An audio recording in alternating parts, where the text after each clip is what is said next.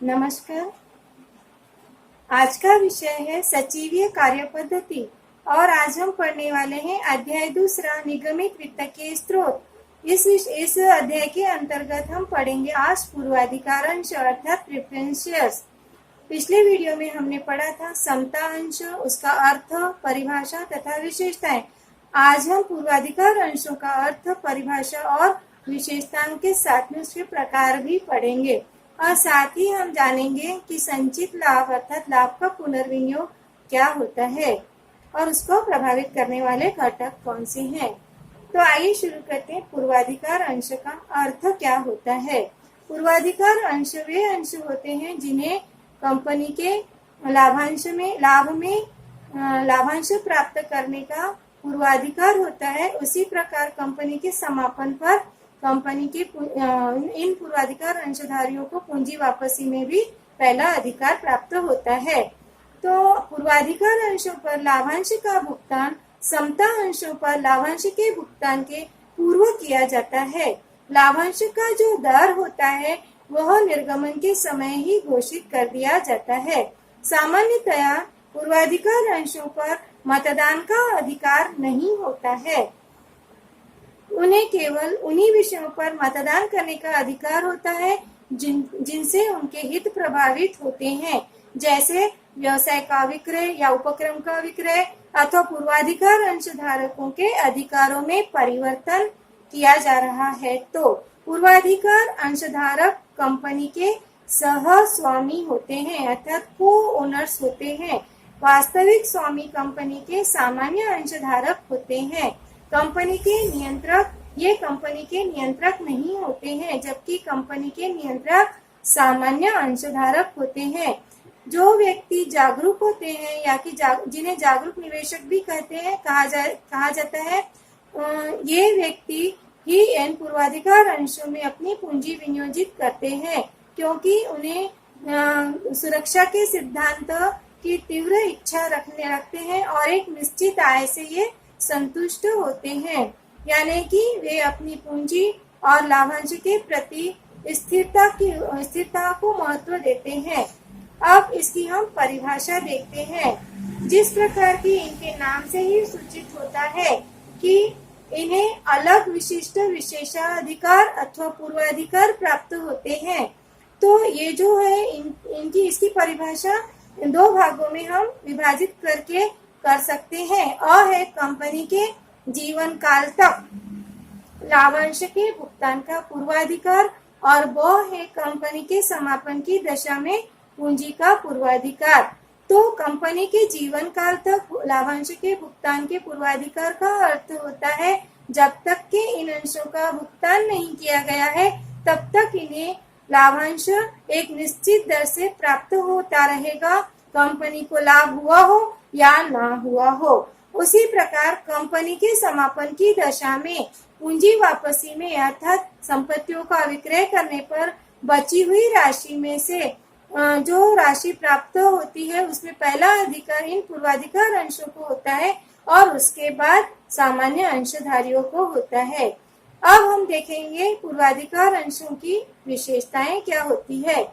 Number 1, लाभांश प्राप्ति में पूर्वाधिकार। जैसा कि इसकी परिभाषा में दिया गया था, लाभांश में पूर्वाधिकार प्राप्त होता है अर्थात जो पूर्वाधिकार अंशधारी होते हैं उनको एक निश्चित दर से लाभांश प्राप्त होता है और यह जो लाभांश प्राप्त होता है यह सामान्य अंशधारियों के पहले इनको लाभांश दिया जाता है और बचे हुए लाभ को सामान्य अंशधारियों में वितरित कर दिया जाता है, अर्थात लाभांश प्राप्ति में इन्हें पूर्वाधिकार प्राप्त होता है।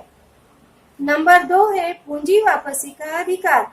कंपनी के समापन पर ऐसे पूर्वाधिकार अंशधारकों को पूंजी वापसी में पहला अधिकार होता है। उसके बाद बची हुई राशि में सामान्य अंशधारकों को हिस्सा मिलता है। नंबर 3 है स्थायी प्रतिफल। कंपनी के जो पूर्वाधिकार अंशधारक होते हैं इनको एक स्थिर दर से प्रतिफल अर्थात आय प्राप्त होती है जिसे लाभांश कहा जाता है। स्थायी प्रतिफल प्राप्त होने के कारण ये सुरक्षित होते हैं। यदि हानि होती है कंपनी को तो इससे इनको कोई फर्क नहीं पड़ता है, इन्हें तो स्थायी दर से लाभांश मिलना ही है। नंबर 4, पूंजी की प्रकृति अथवा स्वभाव। जब कभी कंपनी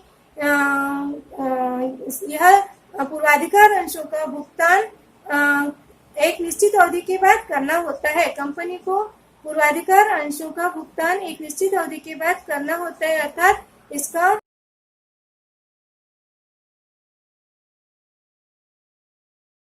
है और एक निश्चित अवधि जो कि अवधि पहले ही निर्धारित कर दी गई है, उस अवधि के बाद इन्हें भुगतान कर दिया जाता है। नंबर 5 है बाजार मूल्य। पूर्वाधिकार अंशों के बाजार मूल्य में ज्यादा परिवर्तन नहीं होता है, क्योंकि इन्हें एक स्थिर दर से लाभांश प्राप्त होता है। इसीलिए और उन्हें यह भी विशेषाधिकार होता है कि भविष्य में जब कभी भुगतान किया जाएगा तो उन्हें पूरी राशि वापस प्राप्त होगी। इसलिए इनके बाजार मूल्य में कोई उतार चढ़ाव नहीं होता है। नंबर 6 है मताधिकार। इन पूर्वाधिकार अंशधारियों को मतदान का अधिकार नहीं होता है। सामान्य सभा में ये अंशधारी केवल उन्हीं मुद्दों पर मतदान कर सकते हैं जो कि उनके अधिकारों को प्रभावित करते हैं।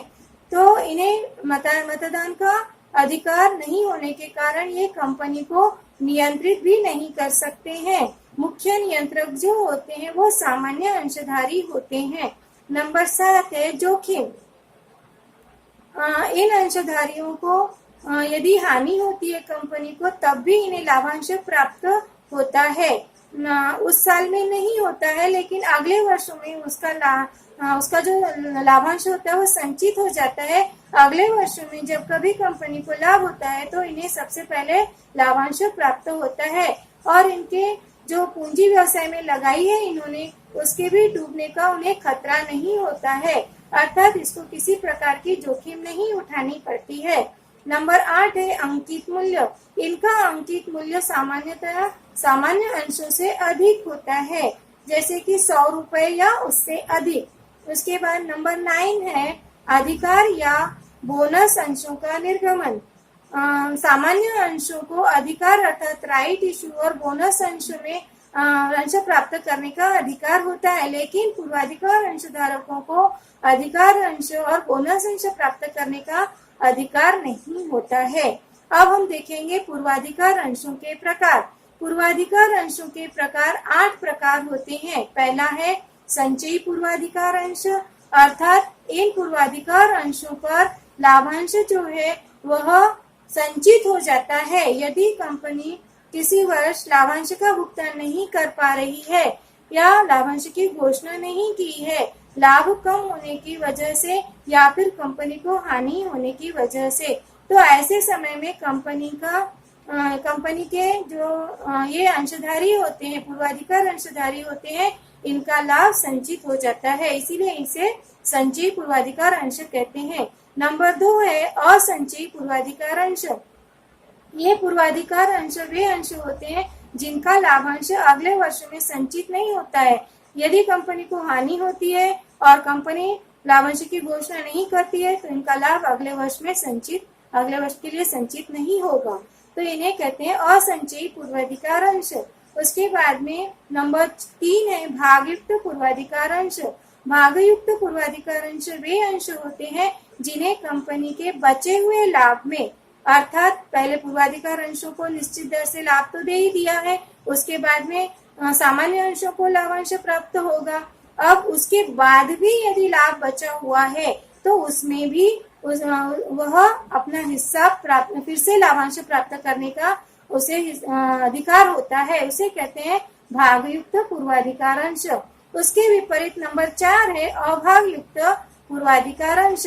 ये इन अंशधारियों को बचे हुए लाभ में लाभांश प्राप्त करने का अधिकार नहीं होता है। नंबर 5 है परिवर्तनीय पूर्वाधिकार अंश। ये परिवर्तनीय पूर्वाधिकार अंश वे अंश होते हैं जिनका परिवर्तन एक निश्चित अवधि के बाद में सामान्य अंशों में कर दिया जाता है, तो उसे कहते हैं परिवर्तनीय पूर्वाधिकार अंश। उसके बाद नंबर 6 है अपरिवर्तनीय पूर्वाधिकार अंश। अपरिवर्तनीय पूर्वाधिकार अंश वे अंश होते हैं जिनका परिवर्तन उसमें सामान्य अंशों में नहीं होता है, उसे अपरिवर्तनीय पूर्वाधिकार अंश कहते हैं। नंबर 7 है शोधनीय पूर्वाधिकार अंश। शोधनीय पूर्वाधिकार अंश वे अंश होते हैं जिनका शोधन कंपनी के जीवन काल में एक निश्चित अवधि के समाप्ति के बाद कर दिया जाता है। उसके बाद इसे कहते हैं शोधनीय पूर्वाधिकार अंश। उसके बाद है नंबर 8, उसे कहते हैं अशोधनीय पूर्वाधिकार अंश। ये वे अंश होते हैं जिनका की शोधन कंपनी के जीवन काल में नहीं किया जाता है, अर्थात इसे शोधन प्राप्त करने का अधिकार नहीं होता है। ऐसे अंश आज की स्थिति में निर्गमित नहीं किए जाते हैं। नए कंपनी अधिनियम के अनुसार ऐसे अंशों के निर्गमन पर रोक लगा दी गई है। अब हम देखेंगे संचित लाभ और रोककर रखी गई आय क्या होता है। लाभ का पुनर्विनियोग क्या होता है। लाभ का पुनर्विनियोग उसे कहते हैं जब कंपनी को लाभ प्राप्त होता है और सभी अंशों के ऊपर में लाभांश का भुगतान कर लेने के बाद भी यदि कुछ लाभ बचा हुआ है तो उसका कुछ हिस्सा भविष्य के संकटों का सामना करने के लिए व्यवसाय में ही रखा जाता है। उसे कहते हैं रोककर रखी गई आय या संचित आय, या फिर लाभ का पुनर्विनियोग भी इसे कहा जाता है। अब ये रोक कर रखी गई आय या लाभ के पुनर्विनियोग को प्रभावित करने वाले कौन से घटक होते हैं, वे अब हम देखेंगे। नंबर 1 होता है कंपनी की लाभार्जन क्षमता या लाभार्जन शक्ति। यदि कंपनी अधिक लाभ कमा रही है तो उस निश्चित ही वह अधिक लाभ बचत करके रख सकती है भविष्य के लिए। और जब कभी कंपनी को किसी संकट का सामना करना पड़ रहा है या व्यापारिक चक्र तेजी मंदी के जो चक्र रहते हैं, ऐसे समय में यह लाभ से काम आता है। नंबर 2 है लाभांश नीति। जब यह लाभांश नीति जो होती है यह कंपनी के द्वारा कंपनी के जो लाभांश का जो दर होता है उसको स्थिर बनाए रखने के लिए ऐसी लाभांश नीति बनाई जाती है जो लाभांश दर में संतुलन बनाए रखती है। प्रति वर्ष जो लाभांश का दर होता है उसको उसमें ज्यादा उच्चावचन ना हो, यानी कि उतार चढ़ाव ना हो, इसके लिए एक संतुलित लाभांश नीति होती है। तो यह जो लाभांश नीति, यदि कोई कंपनी की संतुलित लाभांश नीति नहीं है तो ऐसे समय में उनकी जो संचित लाभ की मात्रा है वह भी असंतुलित होगी। यानी कि यदि लाभांश ज्यादा वितरित किया गया है तो कंपनी की जो संचित लाभ है वह कम रहेगा, और यदि लाभांश कम वितरित किया गया है तो उसका संचित लाभ अधिक होगा। अब ये हो गया दूसरा घटक। अब है तीसरा घटक जो है वह है कर नीति। जो सरकार कंपनियों के ऊपर में की आय पर कर लगाती है, इसकी जो दर है वह यदि अधिक रहती है तो कंपनी के संचित लाभ की मात्रा जो होती है वह कम होती है। यदि कर का दर यदि कम है तो संचित लाभ की मात्रा अधिक होती है। अब नंबर 4 घटक है सरकारी नियंत्रण। कंपनी को नियंत्रित करने के लिए सरकार के द्वारा बहुत सारे नियम और अधिनियम बनाए गए हैं। तो उसमें जो नियम दिए गए हैं उसका पालन करना कंपनी के लिए अति आवश्यक होता है, ताकि सार्वजनिक जनता के जो फंड्स या की पूंजी लगी हुई है व्यवसाय में, वो जनता का जो पैसा मेहनत से कमाया हुआ पैसा जो उन्होंने पूंजी के रूप में कंपनी में लगाया है वह कहीं उसका अनुचित प्रयोग न हो रहा हो, उसको नियंत्रित करने के लिए सरकार के द्वारा जो नियम बनाए गए हैं उसका पालन कंपनी को करना पड़ता है। उसका पालन करते हुए कंपनी जो है वह संचित लाभ की मात्रा को उसके अनुसार निर्धारित करती है। तो इस प्रकार सरकारी नियंत्रण भी संचित लाभ को प्रभावित करता है। तो आज हमने इस वीडियो में पूर्वाधिकार अंशों के संबंध में पढ़ा, उसका अर्थ, परिभाषा, उसकी विशेषताएं, प्रकार, उसी प्रकार संचित लाभ के बारे में हमने आज पढ़ा। अगले वीडियो में हम ऋणपत्रों के संबंध में पढ़ेंगे। धन्यवाद।